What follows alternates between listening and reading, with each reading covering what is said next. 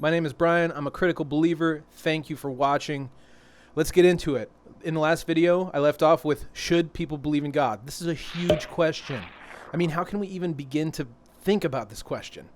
We have to ask ourselves, what are we talking about when we say God? What does that mean? There's going to be all kinds of metaphysical beliefs. There's going to be all kinds of things. Does God mean even maybe more than we think it does?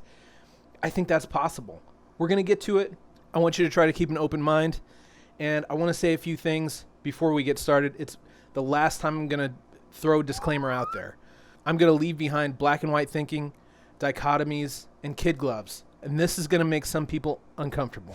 Most folks are uncomfortable when their beliefs are examined. This is normal. Why? Because it's emotional. Of course it's emotional for them. Why wouldn't it be? They're not thinking about their metaphysical beliefs.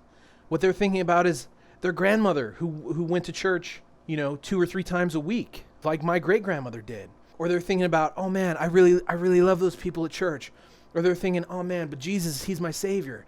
They're not worried about the actual metaphysical truth of existence. They're worried about emotional things. So if you want to pursue truth, emotion is going to stifle you, because truth, ultimately, we believe it will set you free. When we're talking about God, which God are we talking about? Which God? This changes the whole question. Should people believe in God? Well, which one? Look at all of them.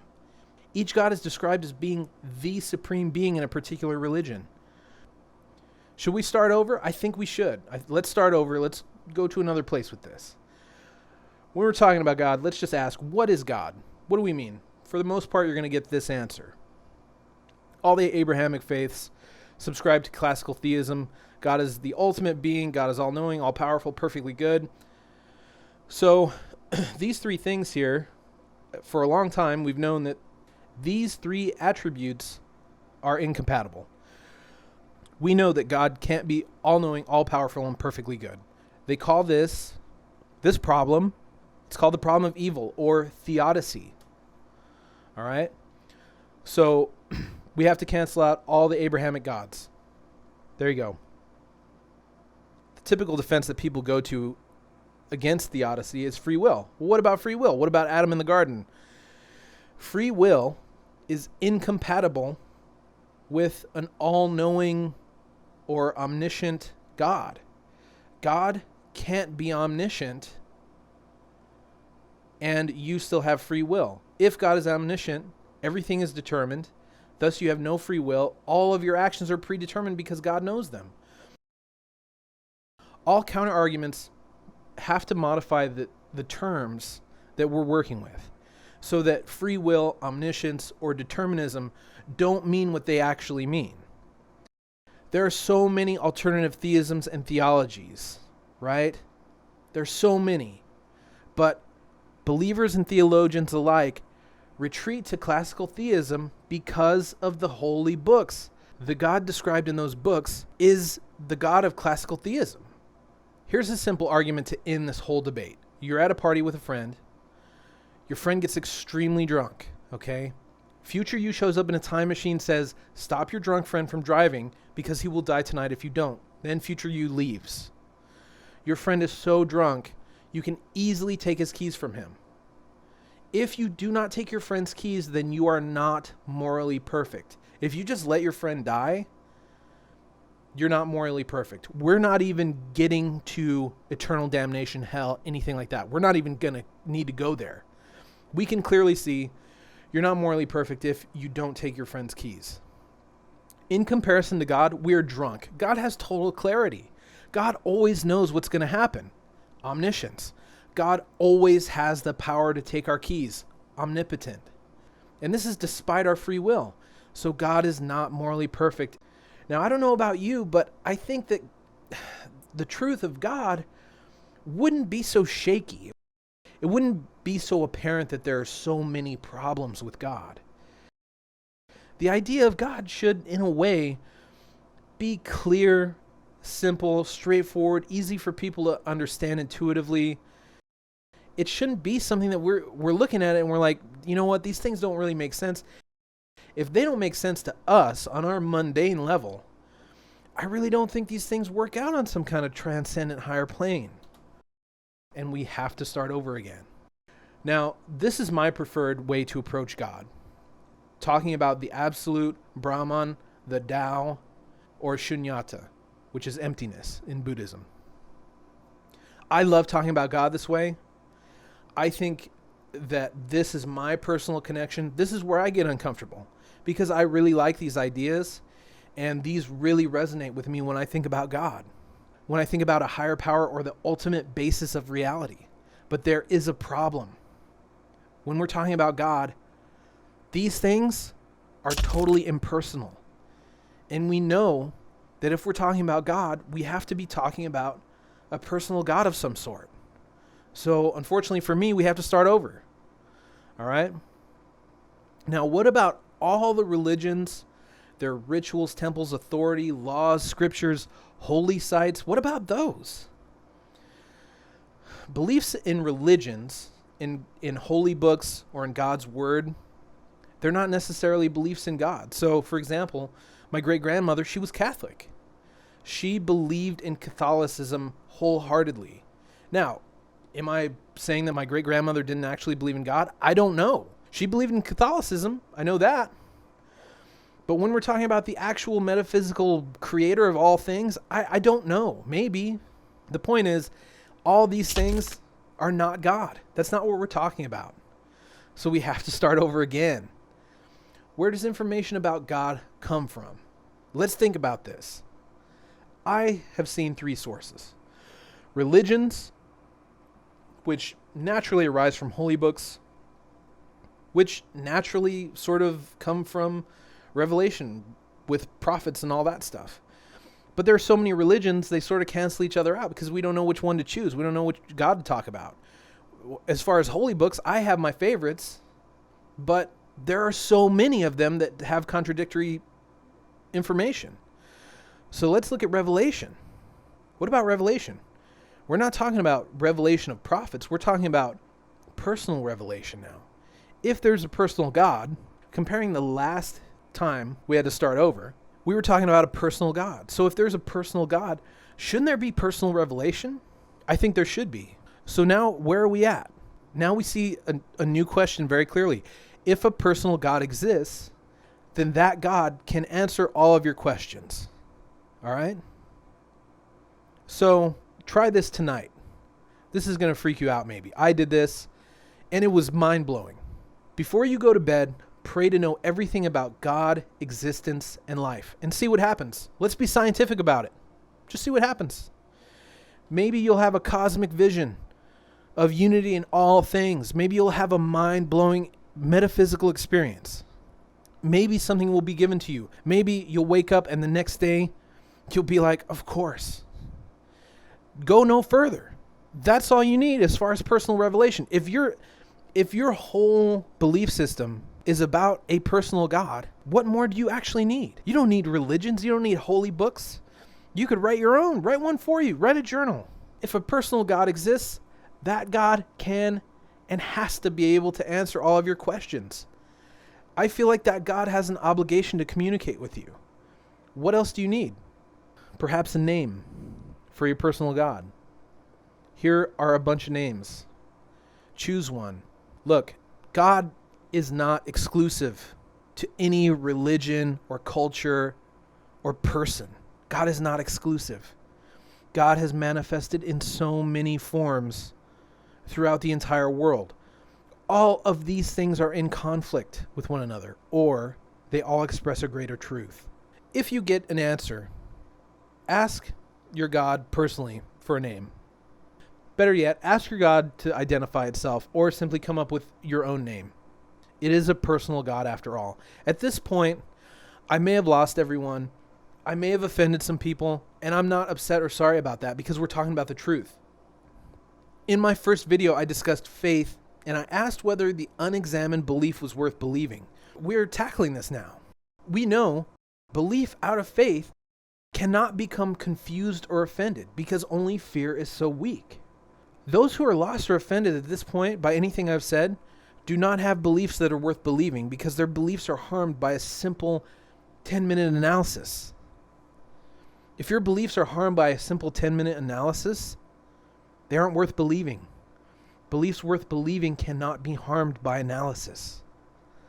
I am a mere mortal, a physical, temporal being. If I can harm your metaphysical beliefs in a transcendent being, those beliefs are not worth having. Period. We have to start over again. Here's the question. What would a God worth believing in be like? Here's an answer. When I prayed for personal revelation, I got an answer that reflected something like this. Here's a God worth believing in. Robert Anton Wilson said, the map is not the territory. This model is not the truth, but it's an attempt. Synergistic panentheism. The God we're talking about is the synergistic panentheos. These qualities, these ideas are a complete, holistic, inclusive vision of God. The synergistic panentheos is the basis of reality. God is the ground of all being. That could be space or a quantum field, or in a zero energy universe, it could be the zero. Also, God is immanent, which means that God is involved in the world. So God is in the world somehow. God is amongst us. The example I provide is material existence, everything. The synergistic panentheos is, in contrast to immanent, is transcendent. Through process and evolution and possible eternality, just as life transcends inanimate material, the synergistic panentheos is transcendent. The example I provide here is very straightforward. Consciousness. We have transcendence all around us in life. We ignore it. 1. Inanimate material. 2. Life. Animate material. 3. Consciousness. Mind. Those are huge leaps of transcendence. For all intents and purposes, those are planes of existence. We are the living universe. It's transcendent in the same way that we are cells in its body. Just because you can't see it doesn't mean it isn't there. Just because you don't have vision doesn't mean that it doesn't exist. Finally, we have a quality that ties all the others together. Synergy. It's synergistic. The singular whole is greater than the sum of its parts. We all contribute to it as it does to us. My example here is emergent complex systems. Think about the internet. Think about your entire body and the cells inside of it. All of these small parts contribute to a larger whole. And as the whole, they transcend their mundane functions. All the cells in your body, guess what they add up to? They add up to you, your life, your consciousness, the things that you do, the people that you love. The neurons in your brain, they are a perfect example of synergy. Each one on their own has some incredibly minute function. When they're in synergy, it makes your consciousness. It makes you alive. It makes you have a life. You can't convince me that those things aren't transcendent. The God that I'm talking about here, the God that is worth believing in, has the same qualities. It isn't something that is veiled. It isn't something that is mysterious. It is right in front of us. This God that I'm describing here is unlike any other God that is described in any holy book or in any revelation. We don't need to go looking. We don't need to go searching. We don't need to go on some ridiculous spiritual quest to get to this truth. It is all around us in literally everything in this universe. If you can't see it, the miracle of transcendence from inanimate material to life that is basically encoded in the nature of the universe, good luck to you.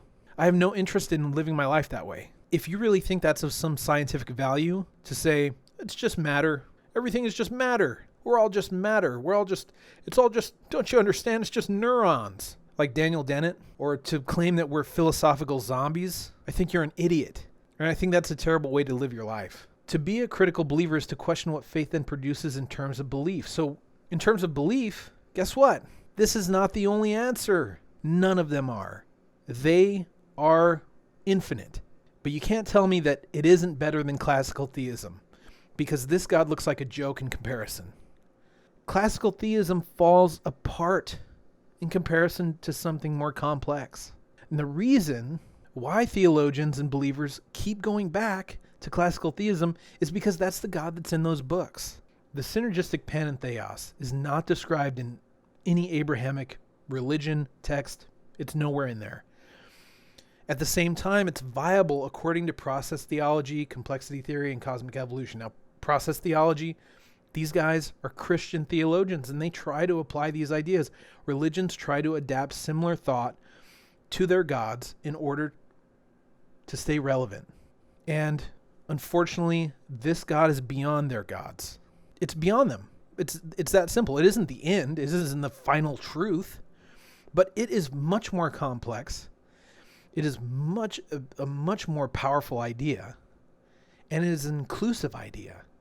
The synergistic panentheos does not conflict with scientific method or concerned philosophy like metaphysics. You can actually use science to study it. It's a very different kind of God. It's a brand new idea for most people probably. They've never heard anything like this. Most Christians probably haven't even heard of process theology. Do you think that the synergistic panentheos is worried about unbelievers? Do you think it's jealous or petty or cruel? Do you think it's going to damn people to eternal punishment? Don't those lesser attributes seem to correlate with the fear-based belief that I discussed in the first video on faith? The Abrahamic God in its worst moments is vengeful, judgmental. It wants to dole out punishment to mankind. It's petty, it's jealous, and it's cruel. It commits genocide. It kills people. Here's a God who created you, and yet it has no interest in your eternal well-being. In fact, it wants to punish you eternally for not doing one thing that it said. And we have a word for that. It's irresponsible. It's petty. It's cruel. It's immature. Now, let's look at fear-based believers. It isn't really surprising that they're violent, legalistic, accusatory, closed-minded, self-righteous, hateful bigots. This isn't really surprising. It's obvious where they get these things. It's from their bad idea of a God. They need a better idea. But people don't know how to think about God because their emotions get involved, because their beliefs get involved, because they're not thinking about what they believe, because they're not analyzing what they believe. I don't think it's really that difficult to analyze your beliefs. People have difficulty in being critical about their beliefs. If you don't think faith is blind, analyze your beliefs. That's all I'm asking. If you felt any strong emotions while watching this video, take this opportunity to look at your beliefs. Go back, see what really set you off, and look at your belief. I've been so many things. There are too many ideas. There's always so much more to life than a single point of view or single belief. For me, the journey continues. For you, I don't know. I don't know where you're at. If you're in pursuit of these things or these qualities in your life, I have no problem with anything you believe in. But I want to say, if you claim to believe in those, but you actually preach and believe this, you are ignorant. And you should examine your beliefs. The complex God of our best faith, worthy of our belief, encompasses all things and is happening and becoming and creating in all as the source. That's a statement of a belief worth having. That is an inclusive belief. That is not an excluding, violent, hateful belief against other people who believe differently. That's including everyone. That's the world that we're moving toward, whether you like it or not. Humanity is beginning to move beyond the institutions and ideas of religion. We are beginning to transcend the bastions of fear. So I argue that we should not abandon faith-based belief because we're beginning to understand the process of the source, realizing our place in it and as it. That's powerful. That's uniting. That's bringing people together. So, should people believe in God? This is the question that we started with. I still think it's a very complex question, but I'm going to try my best at giving a succinct answer now. If people are going to believe in a God, they should believe out of faith rather than fear, and they should believe in a God that is worth believing in. How do we get to a God that is worth believing in? We just went over this. You know this now. We analyze our beliefs. We check ourselves for hatred and violence and bigotry. So some questions that we had. Can we believe with greater vision? I believe yes. I think I've proved that. Does faith need to be blind? Absolutely not. Why? Because that which is worth believing in can withstand analysis. Don't be afraid of analysis. Please, our beliefs are the one thing that we should really look at all the time. Should we start over? I don't think so. Let's go from here. There's a lot of unexplored territory and ideas, and we can always go back to the religions later. My questions for you is, what do you think a God worth believing in would be like, and why? And personal revelation, reliable or bunk? Let me know why. Next time we'll go into these questions. Are there good reasons to believe in a God of our best faith? And why does this even matter? What is so important about this? Why am I making these videos? Thank you for watching, for being critical, and for believing. Faith need not be blind. Critical believer.